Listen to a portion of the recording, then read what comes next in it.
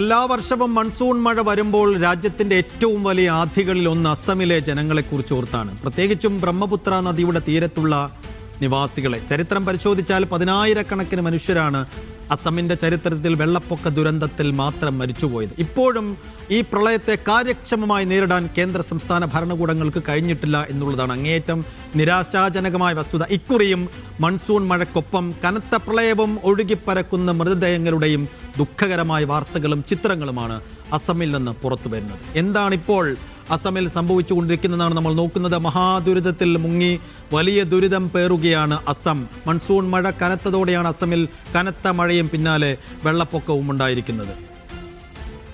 മരണം 75 എന്നുള്ളതാണ്. ഒരാഴ്ചയിലേറെയായി തുടരുന്ന ഈ ദുരിതം അസമിനെ വലിയ ദുരിതക്കയത്തിലേക്കാണ് തള്ളിവിട്ടിരിക്കുന്നത്.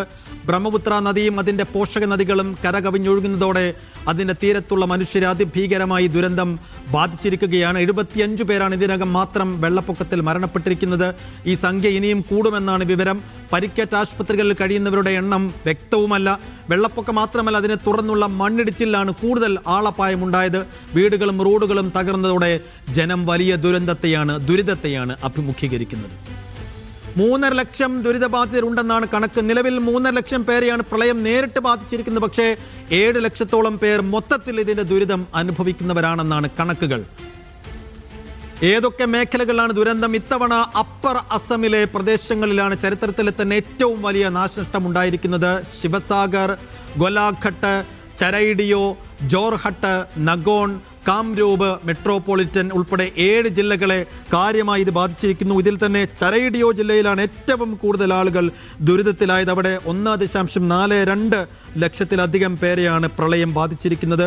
ഇനി ശിവസാഗർ ജില്ലയിലെ നസീറയിൽ കഴിഞ്ഞ മണിക്കൂറുകളിൽ കൂടുതൽ മരണങ്ങൾ റിപ്പോർട്ട് ചെയ്യുകയും ചെയ്തിരിക്കുന്നു. നിലവിൽ 622 ഗ്രാമങ്ങൾ പൂർണ്ണമായും വെള്ളത്തിനടിയിലാണെന്നുള്ളതാണ് ദുഃഖകരമായ വസ്തുത. ദുരിതാശ്വാസം, നഷ്ടപരിഹാരം ഇന്ത്യൻ വ്യോമസേന, ദേശീയ ദുരന്ത നിവാരണ സേന, സംസ്ഥാന ദുരന്ത നിവാരണ സേന എന്നിവർ സംയുക്തമായാണ് ഇപ്പോൾ രക്ഷാപ്രവർത്തനം നടത്തുന്നത്.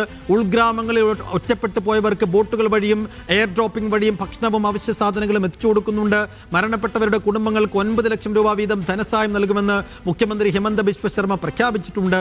കൂടാതെ പ്രളയം കനത്ത ആഘാതം സൃഷ്ടിച്ച 1 ലക്ഷത്തിലധികം കുടുംബങ്ങൾക്ക് അടിയന്തര സഹായമായി 15,000 രൂപ വീതവും വിദ്യാർത്ഥികൾക്ക് പുസ്തകങ്ങൾ വാങ്ങാനുള്ള ഗ്രാന്റ് സർക്കാർ പ്രഖ്യാപിച്ചിട്ടുണ്ട്.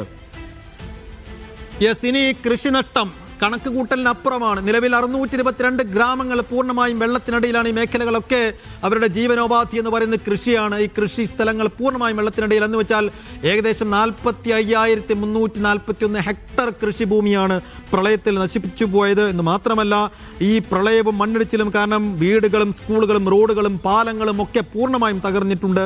32,000-ലധികം ആളുകൾ നിലവിൽ വിവിധ ദുരിതാശ്വാസ ക്യാമ്പുകളിൽ അഭയം തേടിയിട്ടുണ്ട് എന്നുള്ള വിവരങ്ങൾ കൂടിയാണ് പുറത്തു വരുന്നത്. ഇനി വെള്ളപ്പൊക്കത്തിന്റെ കാരണങ്ങളാണ് നമ്മൾ പറയുന്നത്. പതിവ് വർഷങ്ങളിൽ ബ്രഹ്മപുത്ര നദി കവിഞ്ഞൊഴുകിയാണ് അസമിൽ വെള്ളപ്പൊക്കം ഉണ്ടാകാറുള്ളതെങ്കിൽ ഇത്തവണ അയൽ സംസ്ഥാനങ്ങളായ നാഗാലാൻഡ്, അരുണാചൽ പ്രദേശ് എന്നിവിടങ്ങളിലെ കനത്ത മഴയെ തുടർന്ന് പോഷക നദികളിലെ ജലനിരപ്പ് പെട്ടെന്ന് ഉയർന്നതാണ് ഈ പ്രതിസന്ധിക്ക് കാരണമായത്. ദിഖൌ, ദിസാങ്, ധൻസിരി തുടങ്ങി നദികൾ അപകടരേഖയ്ക്ക് മുകളിലാണ് ഇപ്പോഴും ഒഴുകുന്നത്. അപ്പോൾ കൂടുതൽ നാശനഷ്ടം നേരത്തെ നമ്മൾ പറഞ്ഞതുപോലെ ചരൈഡിയോ ജില്ലയിലാണ്. ഈ ചരൈഡിയോ ജില്ല ബ്രഹ്മപുത്രയുമായി നേരിട്ട് ബ്രഹ്മപുത്രയുടെ ഓരത്ത് പരന്ന് കിടക്കുന്ന ഒരു ജില്ലയാണ്. അവിടെ തന്നെ 1.42 ലക്ഷത്തിലധികം പേരെ നേരിട്ട് വെള്ളപ്പൊക്കം ബാധിച്ചിരിക്കുന്നു എന്നുള്ളതാണ്. ഇപ്പോൾ പോയ 24 മണിക്കൂറിൽ മാത്രം 4 മരണങ്ങൾ റിപ്പോർട്ട് ചെയ്തിട്ടുണ്ട്.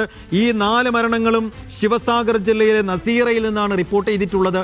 ഇപ്പോഴും ഈ മൃതദേഹങ്ങൾക്ക് വേണ്ടിയുള്ള തെരച്ചിൽ പല മേഖലകളിലായിക്കൊണ്ട് പല വിഭാഗങ്ങളായിക്കൊണ്ട് തുടരുന്നുണ്ട്. ഇനിയും കൂടുതൽ മൃതദേഹങ്ങൾ കണ്ടെടുക്കാൻ കഴിയുമെന്നാണ് കണക്ക് കൂട്ടുന്നത്. എന്ന് വെച്ചാൽ മണ്ണിടിച്ചിലിൽ നിരവധി വീടുകൾ തകർന്നു പോയിട്ടുണ്ട്. അവിടെയൊന്നും പൂർണ്ണമായ രക്ഷാപ്രവർത്തനം ഇപ്പോഴും സാധ്യമായിട്ടില്ല. എന്ന് വെച്ചാൽ മണ്ണിനടിയിൽ ആളുകൾ കുടുങ്ങിക്കിടക്കുന്നുണ്ടെന്നുള്ള വിവരങ്ങളാണ് പുറത്തു വരുന്നത്. അവരെയൊന്നും പൂർണ്ണമായി പുറത്തെടുക്കാൻ കഴിഞ്ഞിട്ടില്ല. ഇനിയിപ്പോൾ വെള്ളം പൂർണ്ണമായി മുങ്ങിപ്പോയ വീടാങ്ങളിലൊക്കെ മനുഷ്യരുണ്ടോ, അവരൊക്കെ ഈ വീടിനുള്ളിൽ കുടുങ്ങിക്കിടക്കുന്നുണ്ടോ എന്നതാണ് എന്നടക്കമുള്ള സംശയങ്ങൾ ഈ ദൗത്യ സംഘങ്ങൾക്കുണ്ട്. അതിലൊന്നും ഒരു പൂർണ്ണമായ വ്യക്തത ഇപ്പോഴും വന്നിട്ടില്ല.